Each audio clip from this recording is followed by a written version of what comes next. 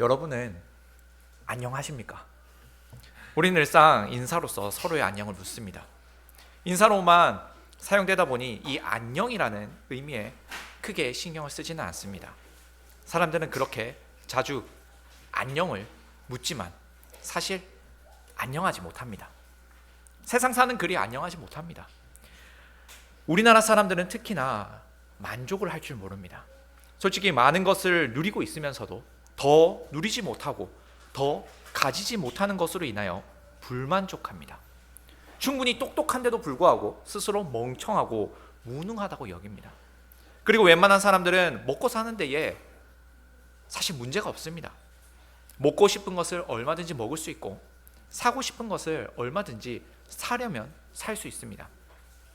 그럼에도 만족하지 못하는 이유는 한 끼에 수십만 원에 달하는 파인다이닝에 쉽게 가지 못하기 때문입니다. 그래도 가려고 하면 가볼 수는 있습니다. 다만 돈이 아까워서 못 먹는 거죠. 그러면서 생각을 합니다. 그런 돈도 아까워하지 않고 얼마든지 갈 수 있는 정도가 되면 좋겠다고요. 사실 한 끼에 수십만 원에 달하는 돈을 아무렇지 않게 쓰는 사람이 세상에 얼마나 되겠습니까?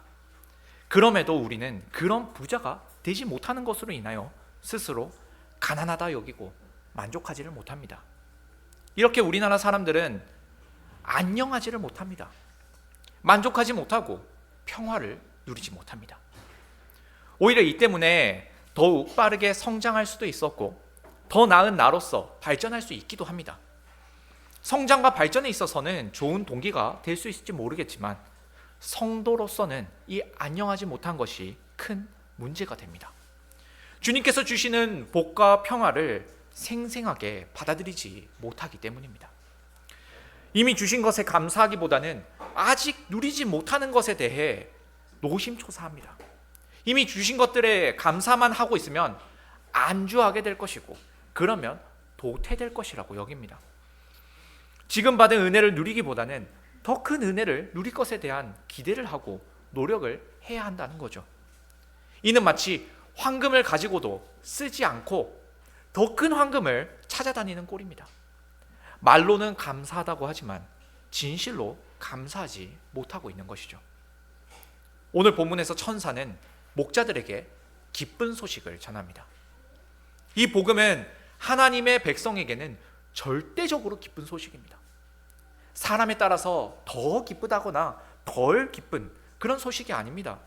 그게 누구든지 상관없이 하나님의 백성이라면 기쁠 수밖에 없는 절대적인 소식입니다. 이 복음은 지금 우리에게도 여전히 반가운 소식입니다. 이미 알고 있음에도 또다시 듣고 또 들어도 늘 반가운 즐거운 소식입니다. 이 소식으로 인하여 우리는 행복하고 만족합니다. 이 복음으로 인하여 이 보잘것없는 인생에 참된 평화와 기쁨을 느낄 수 있습니다. 오늘도 여김없이 이 선포되는 복음을 통하여 안녕하지 못한 이 시대를 살아가는 우리이지만 절대적인 기쁨과 평화가 우리에게 넘쳐난다는 사실을 기억할 수 있기를 바랍니다. 우리의 소망과 행복이 오직 우리 주님이기를 원합니다. 누가복음 2장 초반에는 인류 역사에 있어서 손꼽힐 만한 두 명의 위대한 통치자를 언급합니다. 한 명은 카이사르 아우구스투스, 성경에서는 가이사 아구스토라고 쓰여 있는 인물입니다. 다른 한 명은 다윗입니다. 아우구스투스는 사람의 이름이 아니라 칭호입니다. 바로 파라오가 이름이 아니라 이집트 왕을 일컫는 말인 것처럼 말입니다. 그래도 카이사르 아우구스투스라고 하면 단 한 사람을 의미합니다. 고대 로마 제국의 최초의 황제가 된 옥타비아누스입니다. 그 이전까지 로마는 공화정으로 통치가 되었습니다. 그러나 이 옥타비아누스는 로마를 황제가 통치하는 제정으로 바꾸고 황제 자리에 올랐습니다. 그리고 자신을 아우구스투스라고 칭하게 합니다. 이 아우구스투스는 숭고한 자, 존귀한 자라는 의미입니다.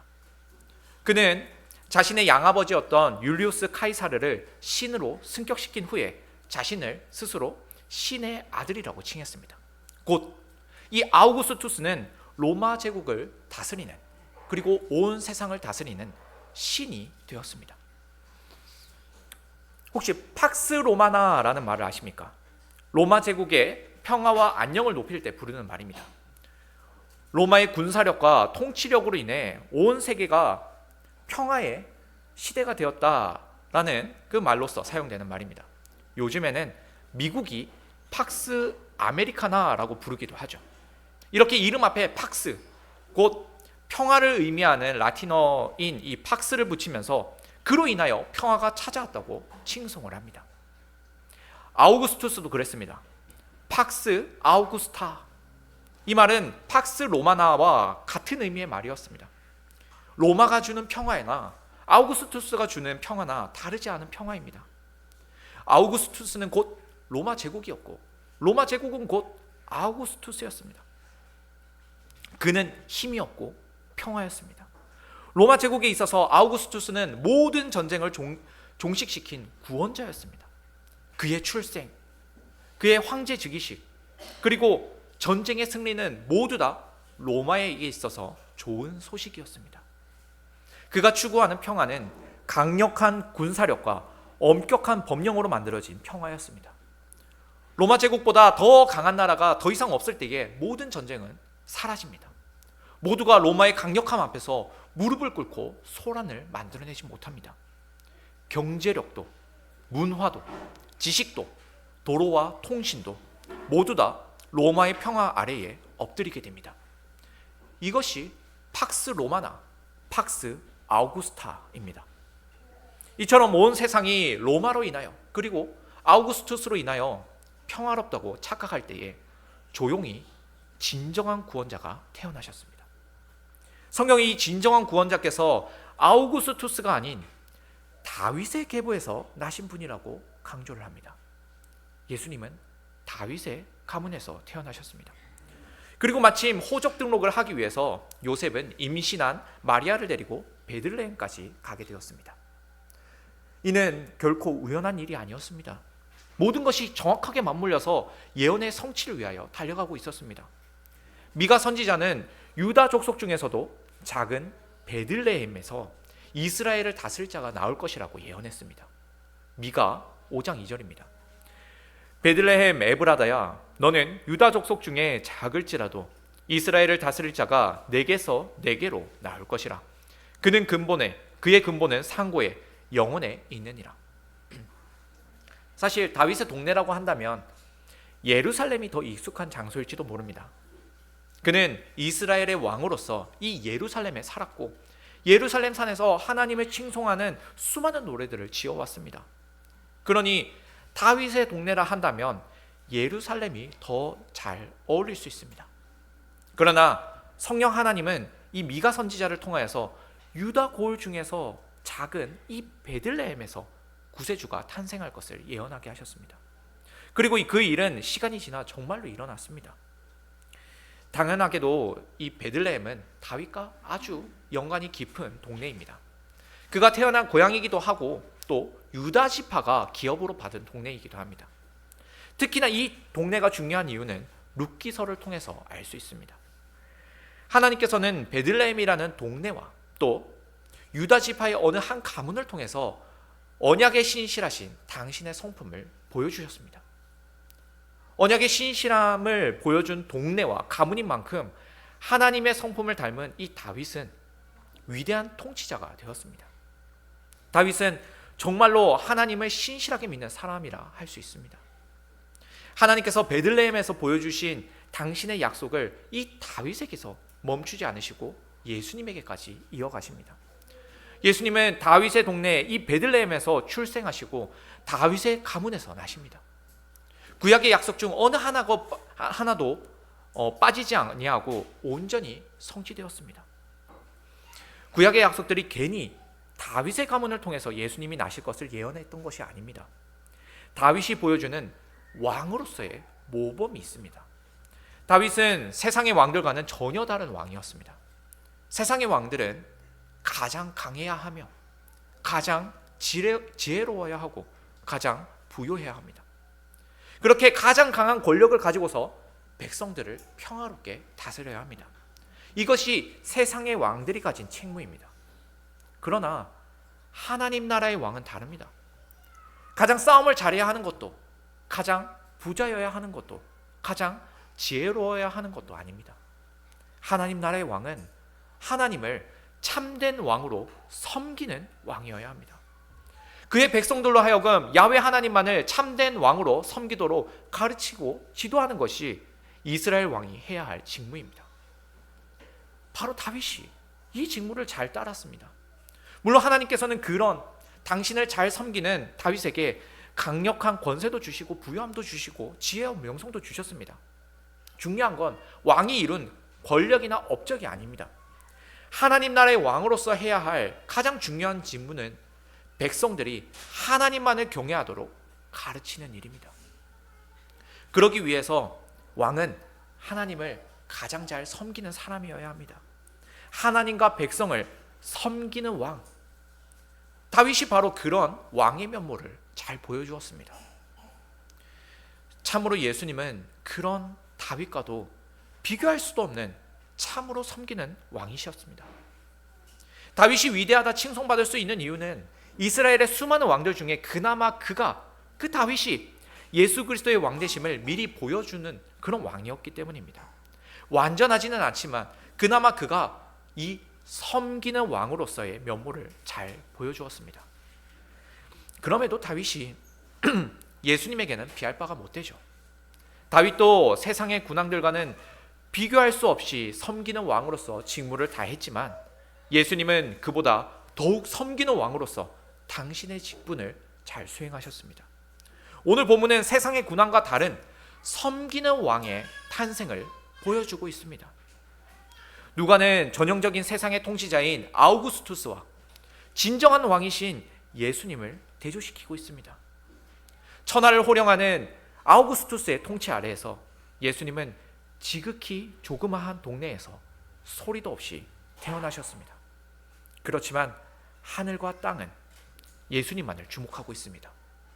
천사와 수많은 천군도 예수님만을 노래합니다.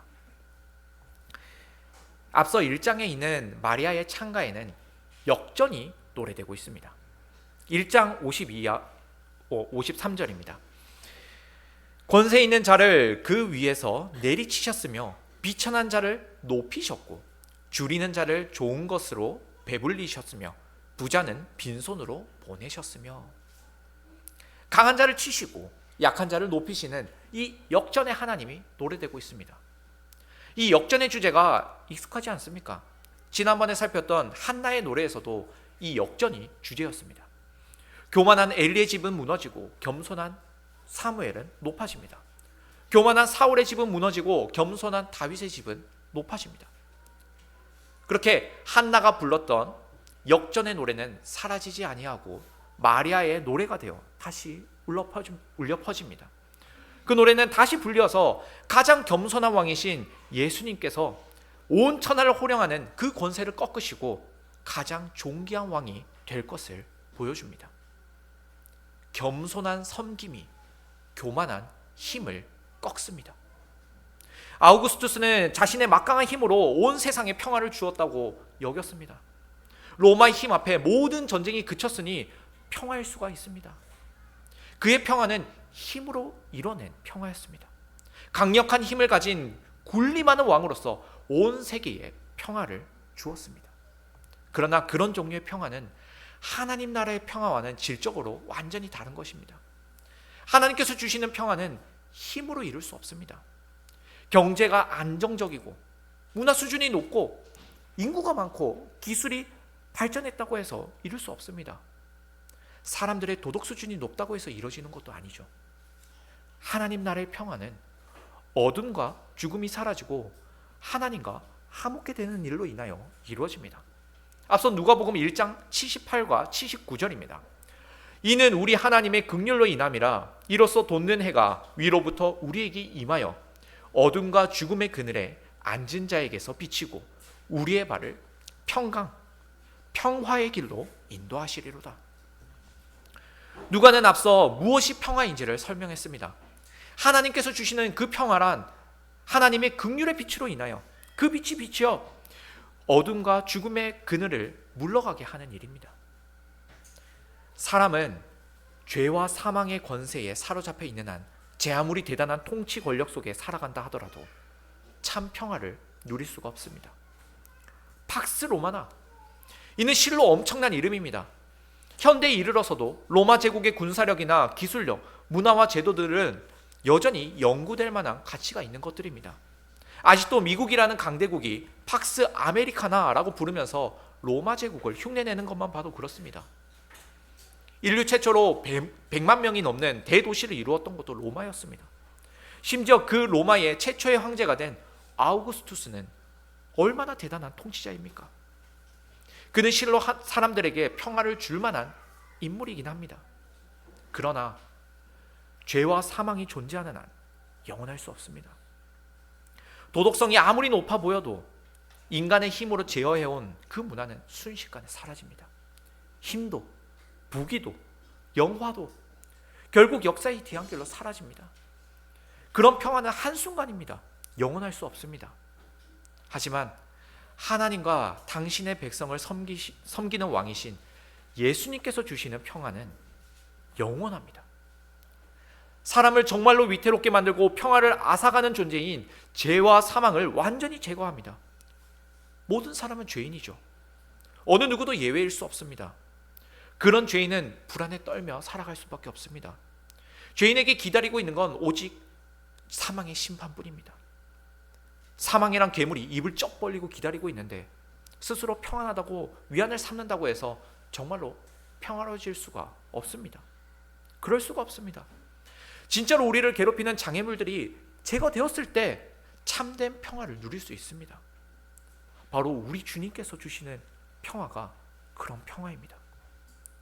팍스 크리스티, 우리 구주 그리스도께서 주시는 평화의 이름입니다. 우리는 이 평화를 누리고 살아가고 있습니다. 그러니 가장 확실한 평화를 보장받고 있는 거죠. 그래서 세상사가 아무리 불안정하고 만족하지 못하며 칭얼거려도 우리는 그런 것들에 영향을 받지 않습니다. 왜냐하면 우리는 팍스 크리스티 안에서 살아가고 있으니까요. 예수 그리스도께서 주시는 참된 평화를 누리고 있기에 우리는 정말로 안녕합니다. 다시 본문의 이야기 속으로 들어가 보겠습니다. 해산의 시기가 임박했는데 요셉과 마리아가 묵을 여관에 방이 없습니다. 게다가 마리아는 아기 예수님을 낳을 때에 강보에 싸서 구유에 뉘었다고 하는 걸 보니 그들은 가축을 키우는 축사에 있었던 것으로 여겨집니다. 사람들은 예수님의 탄생을 생각할 때에 가는 곳마다 받아주는 곳이 없어서 어쩔 수 없이 외양간으로 내몰렸다고 상상을 합니다. 그래서 출산이 임박한 마리아와 요셉을 무정하게 내쫓는 여관 주인의 이미지를 떠올리곤 합니다. 그래서 하는 수 없이 외양간이라도 간 것처럼 여깁니다. 그러나 이 베들레헴은 요셉이 속한 고을입니다. 그의 혈통을 알렸더라면 그 동네에서 문전박대를 당하지 않았을 겁니다. 아마도 요셉이 가려고 한 숙소에 윗건세에 자리 잡고 있는 누군가들이 이미 자리를 차지했던 것으로 보입니다. 이스라엘 집에는 다락방이라고 불리는 위층이 존재합니다. 보통 그곳에 손님을 대접을 합니다. 예수님의 제자들이 모였던 마가의 다락방도 그런 종류이죠. 이 손님을 맞을 방에 이미 누군가가 자리를 차지하고 있었기 때문에 요셉과 마리아를 재울 수가 없었던 겁니다. 그리고 이 아래에는 보통 가축들을 키웠고 그 집안에 종들도 살고 있었습니다. 아예 사람이 지낼 수 없는 곳은 아니었습니다. 우리는 사람들에게 문전박대를 당한 요셉과 마리아를 떠올리기보다는 예수님을 구유에 뉘기 위해서 가축이 있는 곳으로 내모신 하나님의 뜻을 생각해 보아야 합니다. 이 누가복음 2장 안에서 구유라는 말이 3번이나 반복됩니다. 마리아는 아기를 누이기 위해서 구유를 사용했다고 하지만 누가는 의도적으로 이 구유를 언급하고 있습니다. 7절, 12절, 16절 이렇게 3번이나 구유가 강조되고 있습니다. 12절에서 천사가 목자들에게 나타나서 말합니다. 너희가 가서 강보에 쌓여 구유에 뉘어 있는 아기를 보리니 이것이 너희에게 표적이니라. 천사는 다윗의 동네에서 태어난 구주가 누구신지 바로 알아볼 수 있는 표적을 알려줍니다. 그건 구유에 뉘인 아기입니다. 구유의 누인 아기가 바로 참 구주시며 그리스도이십니다. 그것이 표적입니다. 목자들은 천사의 말대로 빨리 가서 구유의 누인 아기를 찾을 수 있었습니다. 그들은 아기가 구유의 누인 것을 보고서 곧바로 천사가 말한 그 그리스도 주이신 줄 알 수 있었습니다. 구유가 표적이었기 때문입니다. 구유는 바로 표적입니다. 목자들로 그리스도를 곧장 알아볼 수 있게 해주는 표적이었습니다. 나아가 이 표적이 보여주는 바도 있습니다. 예수님은 가축들의 여물이 담겨있는 그 구유에 누이셨습니다. 이사야 1장 3절입니다. 소는 그 임자를 알고 나귀는 그 주인의 구유를 알건만은 이스라엘은 알지 못하고 나의 백성은 깨닫지 못하는도다. 이사야는 이스라엘 백성이 하나님을 그들의 구유, 즉 자신들을 먹이시는 분으로 알지 못한다고 한탄합니다. 그런데 바로 예수님께서 이 가축들을 먹이는 그 여물통에 누워 계십니다. 이로써 굶주린 자기 백성을 먹이시는 분이라는 것을 나타냅니다. 당신의 백성을 먹이기 위해 당신을 직접 내어주시는 예수님은 참으로 섬기는 왕이셨습니다. 이처럼 구유를 통해서 섬기는 왕으로 오신 예수님이 더욱 부각되고 있습니다. 그리고 예수님의 탄생을 축하하러 오기 위해 찾아온 이 사람들에게도 의미가 있습니다. 바로 목자들 말입니다. 천사는 다름 아닌 목자들에게 나타나 예수님의 탄생 소식을 알렸습니다. 천사는 큰 기쁨의 소식을 전합니다. 여기서 이 좋은 소식이란 곧 복음이죠. 원래 이 말을 가진 원래 의미는 왕의 후사가 태어나거나 왕이 즉위를 하거나 왕이 전쟁에서 승리했다는 소식을 알릴 때 사용됩니다. 왕과 관련된 기쁜 소식이 백성들에게 있어서 복음이 됩니다. 그러나 예수님의 탄생으로부터 좋은 소식에 대한 의미가 완전히 달라집니다. 세상의 왕의 좋은 소식이 아니라 만왕의 왕이신 예수님에 대한 소식이 진정 복음이 됩니다. 세상의 왕이 제 아무리 위대한 업적을 이뤄냈다 하더라도 그건 더 이상 좋은 소식이 되지 못합니다. 참된 구주 그리스도께서 주시는 기쁨에 비한다면 그 어떤 것도 좋은 복음이 되지 못하기 때문입니다. 그런데 천사는 이 기쁜 소식을 다름 아닌 목자들에게 전하고 있습니다. 예수님의 왕되심이 세상의 왕들과는 다르다는 것을 보여주는 일이기도 합니다. 세상 나라의 왕자가 태어나면 보통 주변 나라의 왕족들이나 귀족들로부터 그 탄생을 축하받습니다. 하지만 예수님은 목자들로부터 축하를 받습니다. 이는 예수님께서 참 목자장이시기 때문입니다. 예수님은 이스라엘을 지키던 목자들로부터 경배를 받으신 참 목자의 장이셨습니다. 다윗도 물론 목자였습니다. 목자로서의 그의 경험은 왕이 되고도 많은 도움이 되었습니다. 다윗이 군림하는 왕이 아니라 섬기는 왕이 되는 데 있어서 이 목자로서의 경험은 큰 역할을 했습니다. 목자는 양들을 힘으로 억압해서 보호하는 것이 아니라 함께 동거동락하면서 그들의 아픔을 체휼함으로써 그들을 돌봅니다. 목자는 자신의 양떼를 목양합니다. 군림하는 것이 아니라 목양입니다. 예수님은 이스라엘의 참된 목자이자 섬기는 왕이심을 드러내기 위해서 목자들을 통해서 경배를 받으셨습니다. 아우구스투스와 같은 왕들은 칼과 법령으로 평화를 주는 구주가 되려고 했지만 예수님은 그런 칼의 원리로는 결코 진정한 평화를 줄 수 없음을 보여주셨습니다. 예수님은 섬김과 목양으로 평화를 주시는 진짜 구주이십니다. 예수님을 경배하러 간 목자들은 자신에게 맡겨진 일에 책임을 다하는 자들이었습니다. 8절입니다. 그 지역의 목자들이 밤에 밖에서 자기 양떼를 지키더니 그 밤중에도 그들은 자기 양떼를 지키고 있었습니다. 그들이 교대로 경계를 섰는지 아니면 모두가 밤을 새웠는지 정확하게 알 수는 없더라도 적어도 그 한밤중에 밖에서 자신들에게 맡겨진 양떼에게 최선을 다하고 있었다는 건 사실입니다. 게다가 20절을 보면 그들은 하나님께 찬송을 하고 난 이후에 다시 돌아갑니다. 자신의 일터로 돌아갑니다. 당시 이스라엘의 목자라 할 수 있는 종교 지도자들이 자신들의 직분에 순종하지 않고 있었습니다. 그러나 이 이름 모를 목자들은 한밤중에도 자기 양떼를 위해 깨어 있었습니다. 이처럼 예수님은 충성스러운 이 목자들의 경배를 받음으로써 당신께서는 가장 충성되고 신실하신 목자장이심을 보이십니다.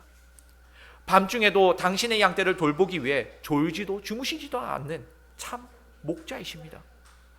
우리 주님께서는 충성되이 일하고 있는 이 작은 목자들에게도 당신의 복음을 잊지 않고 알려주셨습니다.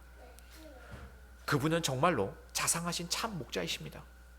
그분이 바로 우리의 구주 예수 그리스도이십니다. 복음을 전한 천사와 함께 수많은 천군이 하나님을 찬송하여 이릅니다. 지극히 높은 곳에서는 하나님께 영광이요 땅에서는 하나님이 기뻐하신 사람들 중에 평화로다. 여기 이 땅에 평화가 있다는 말은 굉장히 의도적입니다. 평화는 히브리어로는 샬롬을 뜻하면서 동시에 팍스 로마나에서 이 팍스를 생각나게 하는 말입니다. 예수님께서 주시는 평화는 샬롬처럼 구약에서 예언되었던 진정한 평화이며 세상의 힘으로는 결코 줄 수 없는, 팍스로는 절대 줄 수 없는 참된 평화입니다. 그런 의미에서 이 땅 위에 그리스도께서 주시는 평화 말고는 진짜 평화라고 불릴 수 있는 것이 단 하나도 없습니다. 하지만 땅 위에 진정한 평화는 그리스도의 평화밖에 없지만 그 평화를 누릴 수 있는 사람은 한정적입니다.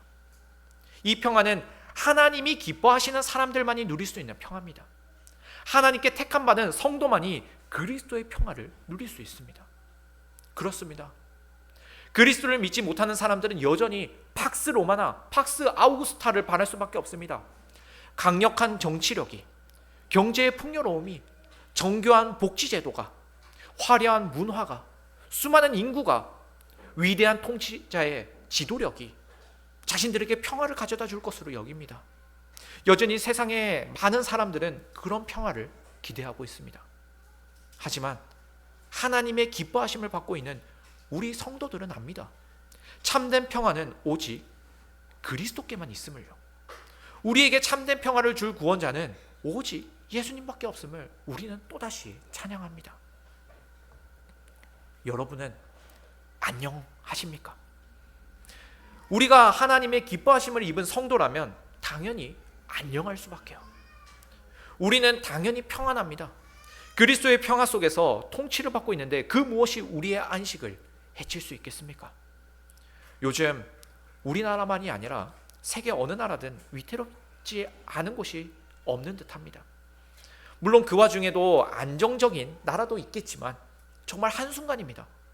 갑자기 전쟁이 일어난다거나 지진이나 화산과 같은 천지재변이 일어나거나 혹은 범국가적인 정전이 일어날 수도 있습니다. 누가 이를 예측할 수 있겠습니까? 하지만 이런 변화무쌍한 위기 속에서도 우리에게 기쁨이 사라지지 않는 이유는 우리에게 있는 평화가 영원 불변한 것이기 때문입니다. 세상의 풍화에 일희일비하는 그런 평화가 아니라 만왕의 왕께서 강력하게 지켜주시는 평화이기에 우리는 늘 웃을 수 있습니다. 이제 행복한 우리가 이 그리스도의 평화를 온 세상에 증거해야 합니다. 그리스도의 평화로 온 세상이 다스림을 받도록 증인된 삶을 살아갑시다. 오늘도 그리스도의 복음이 선포되는 곳에는 주님의 평화로 가득하다는 것을 몸소 실천하며 증명합시다. 그렇게 오늘도 복되고 평화로운 주일을 보낼 수 있기를 소망합니다. 아멘.